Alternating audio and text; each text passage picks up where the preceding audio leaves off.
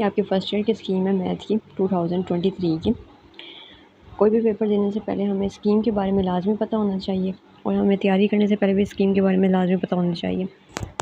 पहले इसके अंदर आता है सेम वही पैटर्न होता है आपका जैसे आप बोर्ड में पहले पढ़ चुके होते हैं 9th-10th में कि आपके MCQs आते हैं 20 मार्क्स के MCQs आएंगे, 1 मार्क्स का एक MCQs होगा। हर चैप्टर में से 2 और 1 MCQs होते हैं।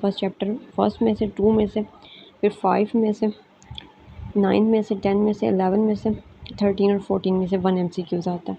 मतलब ये इतने इंपॉर्टेंट नहीं होते। फिर उसके बाद 3 में से, 4 में से, 6 में से, 7 में से, 8 में से और 12 में से आपके 2 MCQs होते हैं और इस तरह से आपके 20 MCQs कंप्लीट होते हैं। मतलब कि हम लोग ये नहीं कह सकते कि MCQs के लिए बहुत इंपॉर्टेंट कौन सा चैप्टर, मतलब इक्वली सब में से MCQs आते हैं, इसलिए हम लोगों को इक्वली देखना चाहिए। अगर आप फैसलाबाद बोर्ड के तो आप फैसलाबाद बोर्ड वाले MCQs लाजमी कीजिए। अगर आप लाहौर बोर्ड वाले अपने बोर्ड से रेलिवेंट MCQs लाजमी करके जाएँ।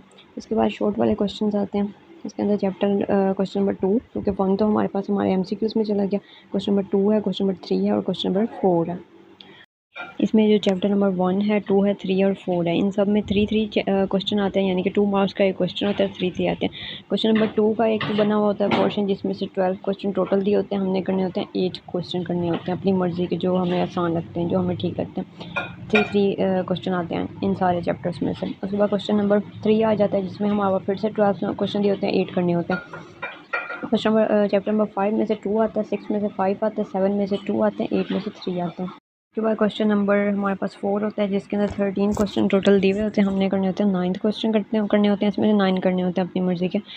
9 चैप्टर में से 3 क्वेश्चन आते हैं, 10 में से 3 आते हैं, 11 में से 1 आता है। 11 चैप्टर जो होता है उसमें से, क्योंकि हम लोगों ने 11.1 ही सिर्फ करनी होती है, ठीक है, उसमें से 11.1 करनी होती है, उसके अंदर फार्मूले होते हैं, वही वाले करने होते हैं, उसमें से एक क्वेश्चन इसलिए आते हैं। इसमें से लॉन्ग के लिए नहीं होते, इसमें से लॉन्ग नहीं आता, इसमें से सिर्फ शॉर्टर MCQs आते हैं। 12 क्वेश्चन में से 3 करने होते हैं 12 चैप्टर में से, 13 चैप्टर में से 1 करना होता है, 14 चैप्टर में से 2 करने होते हैं।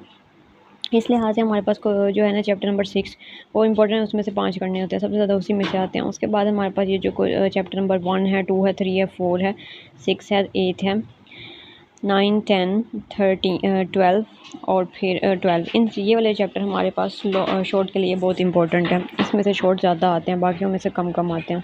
हमारे पास जो शॉर्ट क्वेश्चन थे वो हमारे पास होते हैं टोटल मिला कर 25 होते हैं और 2 मार्क्स का होता है, यानी कि हमारे पास 15 मार्क्स का हमारे पास शॉर्ट क्वेश्चन होते हैं। उसके बाद हमारे पास जो MCQs होते हैं वो 1 मार्क्स का एक होता है और 20 टोटल होते हैं, तो 20 + 50 = 70 मार्क्स का हमारे पास शॉर्ट क्वेश्चन और MCQs वाला पेपर होता है। उसके बाद हमारे पास कितने बचे, 30 में से लॉन्ग क्वेश्चन जो होते हैं वो 30 मार्क्स के होते हैं। हमने उनमें से हमारे पास होते हैं टोटल 5 लॉन्ग क्वेश्चन आते हैं, 5 लॉन्ग क्वेश्चन आते हैं, A-B पार्ट के साथ आता है, ठीक है। हम लोगों ने सिर्फ 3 अटैम्प्ट करने होते हैं A-B पार्ट के साथ। इसका मतलब ये हुआ कि A पार्ट अगर हम करते हैं, अगर हम B पार्ट नहीं करते तो हमें A पार्ट का मार्क्स मिल जाते हैं। ऐसा नहीं होता कि हम लोगों को A पार्ट के भी नहीं मिलेंगे। फॉर एग्जाम्पल आपने इसके A-B पार्ट किया, इसका भी A-B पार्ट किया, अब आपके पास इसका A पार्ट आता है, इसका आपको B पार्ट आता है, यानी कि 2 आप कर चुके हैं, तीसरा करना है, लेकिन इसका A पार्ट आता है, इसका B पार्ट आता है। तो आप ऐसा नहीं कर सकते कि इसका A पार्ट करें और इसका B पढ़ें तो आपको तीनों के मार्क्स मिलेंगे, नहीं, इसके तो पूरे मिल जाएँ। फिर जब अगर आप A पार्ट करते हैं और B पार्ट इसका करते हैं तो उसमें से एक का आपको मार्क्स मिलेंगे, दो के मतलब पूरा क्वेश्चन के नहीं मिलेंगे। जो आपने पहले किया होगा तो इसके मार्क्स आपको मिल जाएंगे। इसी तरह अगर आप इसी में से सेम A-B पार्ट दोनों के करेंगे तब आपको मिलेंगे। और इस तरह से अगर आप A पार्ट करते हैं, B आपको हाफ़ आता है तो आप हाफ़ ही लिख दें, उसके हाफ़ मार्क्स भी मिल जाते हैं आपको मैथ में। क्वेश्चन नंबर 5 है, इसके बाद इसमें A पार्ट होता है और B पार्ट होता है, ठीक है। उसका चैप्टर नंबर 3 से A पार्ट आता है, चैप्टर नंबर 4 से B पार्ट आता है। 6 का क्वेश्चन नंबर 6 होता है जिसका A पार्ट आता है आपका 5 चैप्टर में से, B पार्ट आता है 6 चैप्टर में से। क्वेश्चन नंबर 7 A पार्ट आता है 7 चैप्टर में से, B पार्ट आता है 8 चैप्टर में से। क्वेश्चन नंबर 8 इसका 9 पार्ट आता है, 9 जो क्वेश्चन 9 चैप्टर में से आता है A पार्ट और 10 चैप्टर में आता है B पार्ट। क्वेश्चन नंबर आ गया आपका, सॉरी ये क्वेश्चन नंबर्स हैं, क्वेश्चन नंबर है, ये भी क्वेश्चन नंबर्स है। क्वेश्चन नंबर आपके पास आता है 9 वाला, जिसमें से 12 में से आता है आपका A पार्ट आता है और 13 में से आता है B पार्ट। ये जो लॉन्ग क्वेश्चन के लिहाज से ये वाले आपके सारे चैप्टर इंपॉर्टेंट है। उसके बाद हम देखते हैं कि किस चैप्टर में से कितना पेपर्स कितना ज़्यादा किस चैप्टर में से आता है। आपके पास 4 चैप्टर में से 13 मार्क्स का आता है, ज़्यादा मार्क्स का आ रहा है। उसके बाद 6 चैप्टर में से 17 मार्क्स का आ रहा है, यानी कि आप 6 चैप्टर तो स्किप ना करें, उसमें से ज़्यादा मार्क्स का आ रहा है। इसमें से लॉन्ग, शॉर्ट और MCQs मिला के सबसे ज़्यादा मार्क्स का इसमें से आ रहा है। आप 6 को स्किप ना करें, 1 और 2 में से 7 मार्क्स का आता है। सबसे कम पेपर आता है आपका 11 चैप्टर में से 3 मार्क्स का, एक MCQ आता है और एक शॉर्ट क्वेश्चन आता है।